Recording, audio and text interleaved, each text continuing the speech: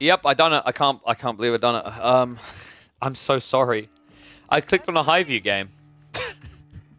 But wait! Look who it is! It's Vortex and Louis. Okay, so half of that has you worried because it's high view. But wait, Louis, the late game boomer, the Chinese zoomer, is going to have to zoom here. He's on the Mongols, so no late game for him. And the other side of it, yes, Roos can play late game, but guys, it's Vortex. When was the last time you saw Vortex willingly go into 40-minute games? Right? Like, dude, admittedly, Vortex spends a lot of time speaking Spanish on a stream, but I imagine if I had a translator, most of the games would begin with, I'm going to try and end this in 15 minutes. This is his bread and butter, right? Like, if you think of all the games you watch with Vortex, this dude has no chill. He's actually, like, statistically one of the most aggressive players in the game. I think his end game times show that as well. I think he has one of the lowest averages. Louis on the other side is no stranger to the late game, but also has his own prowess in the early game. I think a lot of people right now are focused on how this guy's doing in late game situations against players like Beastie, but I've seen Louis in the first 20 minutes a lot, and I've got to say, this kid is just as lethal in the early as he is in the late. An interesting build, one that I've been seeing Louis do a lot at the moment, by the way. No attempt at an outpost rush. He seems to be a big fan of regularly going towards his pasture, which is surprising because just a few months ago, this was the guy that was going up to 30 spearmen to all-in Malians, right? Very different approach you see coming out of him in this one.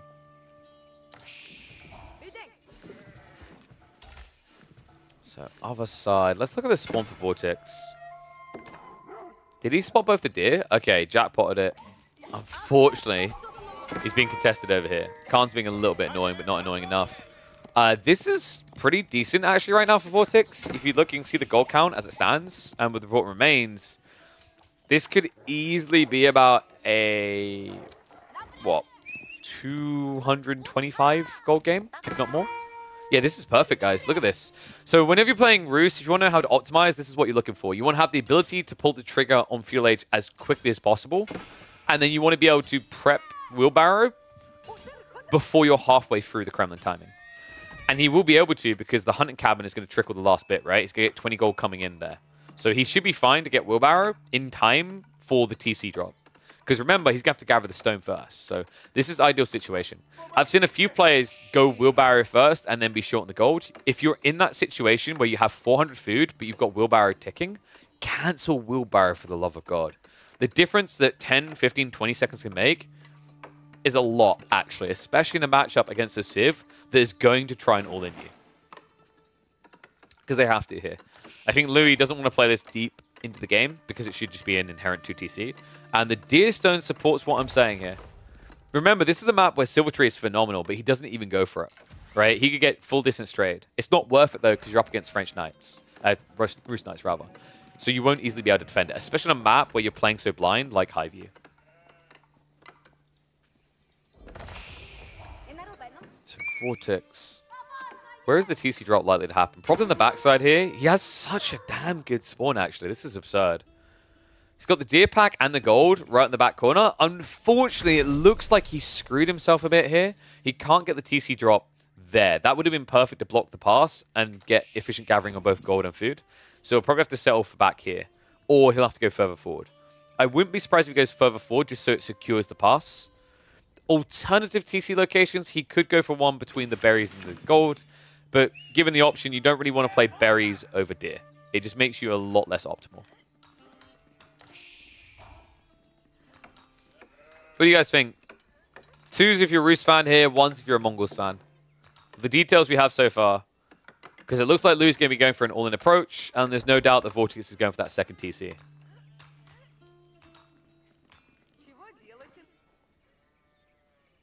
How much Bunty? We can't see. But you can make a reasonable stipulation based on the fact that he has Wheelbarrow tech up and has 164 in reserve. He probably got like 250-ish. I'd say about 265. Yeah, a little bit shocked that he didn't go for that knight, actually. I think that's a bit of a mistake here. He's trying to get the optimal TC timing, but that first knight could actually keep Louis in his base. But I think what was freaking Vortex out, like to get in his head on why he didn't go for the knight, what you have to realize is you've seen your opponent open pasture, it means he's been generating passive stone for minutes now. that means that he can actually double pump Keshiks twice. So if you build a knight, one knight won't do anything against 4 Keshiks. You'll just die, especially with Jeanne. So actually, I think this is one of those rare situations where Vortex's choice to not open knight makes a lot of sense. It looks like he did have enough room for the TC between the deer. Still doesn't secure the gold, so that's going to be slightly problematic. I actually think there's a risk that Vortex will not have gold with the way this is played out. He's going to have to get some spears to defend. And should Louis identify that, the sick play here would be an immediate double archery range drop. Because at that stage, I think Vortex would be in trouble. Scout already got into the gold.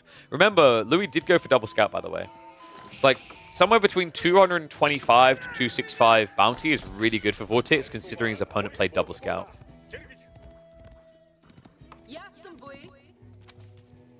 Militia pull is about to expire. Importantly, he tries to master these details, right?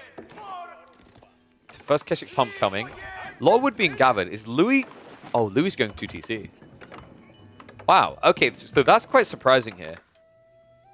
I guess he's worried about this, right? The wall's coming up means you won't be able to go all in. So he's going to try to eco-inflate instead. I wondered if Louis is going to try for an all-in off of the greedy opening of a pasture, but instead it's just classic Louis greed here.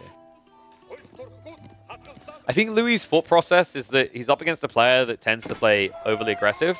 So he's assuming he's going to play overly aggressive anyway. So he's trying to use that against him, right?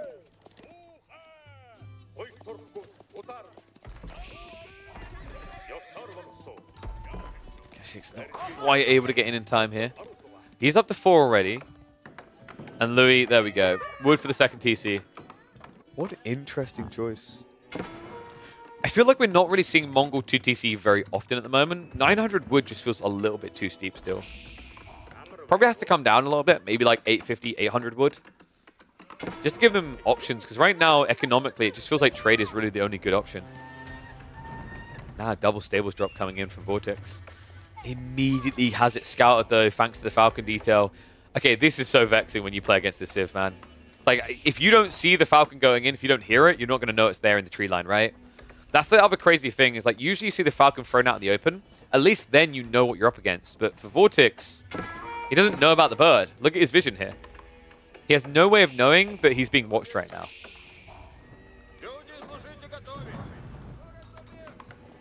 And also, you should never discredit how big of a deal that is, because the reality is this is a game that is about transitions, right? And to get an advantage with a transition, you need to be ahead unseen.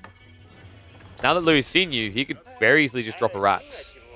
Might be that he just doubles down on Keshiks, though.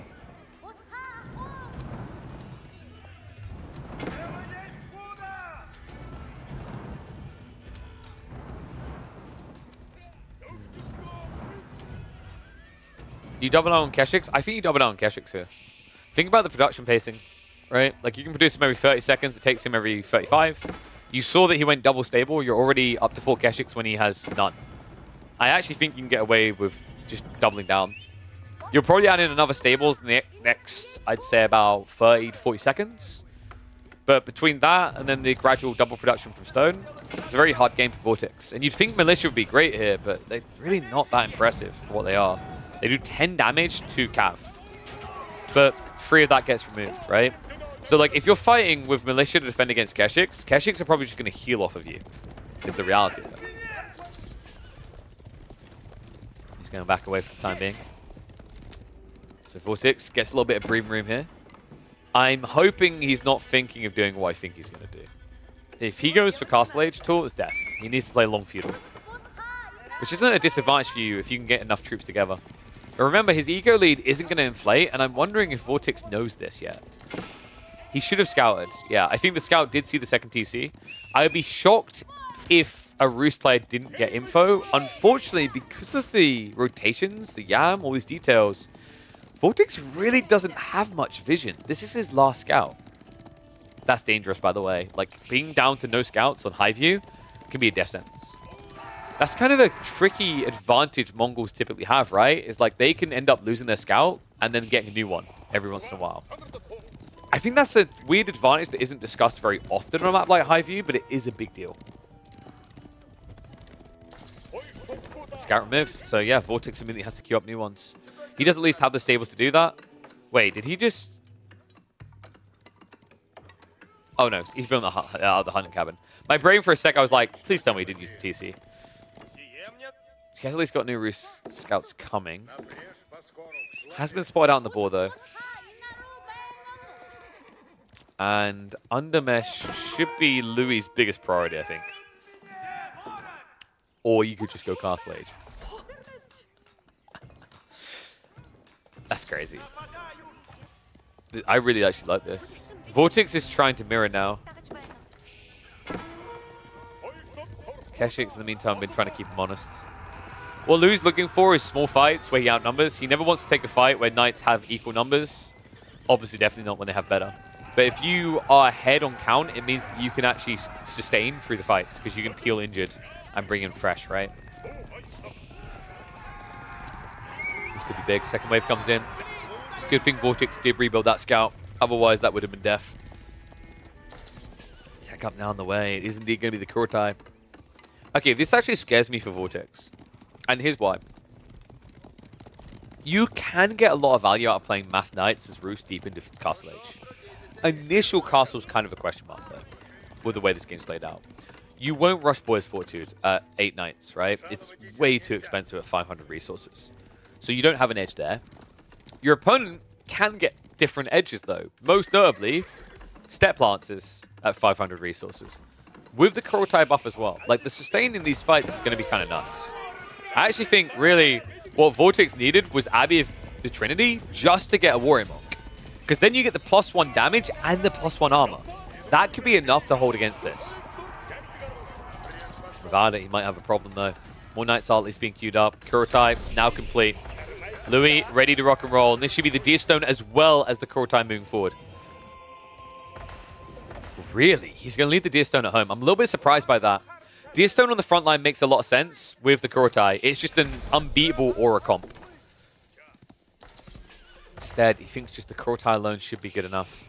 I guess the thought process here is you've got Cav already. If it was infantry, you'd need it. But when it's Cav, you're going to move out of range if it's so quickly, right? I can't believe Louis doing this again. We saw him do this the other day against a Jeanne player, right? Do you guys remember that? On Lipany, where he simply just built Keshiks, and that was on a more defendable map. And although this isn't Jeanne, this is a much stronger civ than the Rus. It's a very open and exposed map as well. That's something that Vortex is trying to fix, but that's going to take time. Wolves now going up on the east side, but he's in risky territory in the west here. If the Kurtai unpacks, the buffed up torch damage to heal, this wooden fortress won't hold. Louis is going to try to force a fight with this as well. You can see that Vortex is getting ready to ride out, but he needs to react to this. Kurtai unpacks. And the boys are in.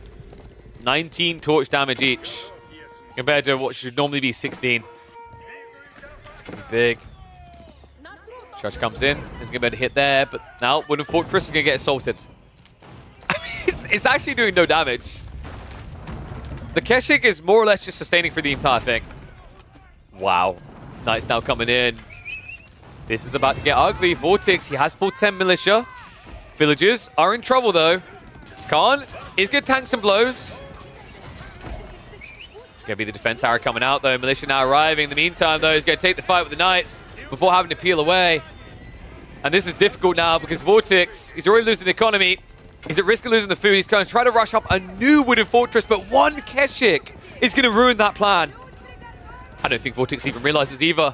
He's not reacting to this at all, so no wooden fortress going up. Just 8 villagers dead. And now, with the numbers they stand, with the militia not lasting much longer, the moment they die is the moment that Louis will turn for a winning fight. Militia gone. That's it. Dreams shattered. Kurtai, too good.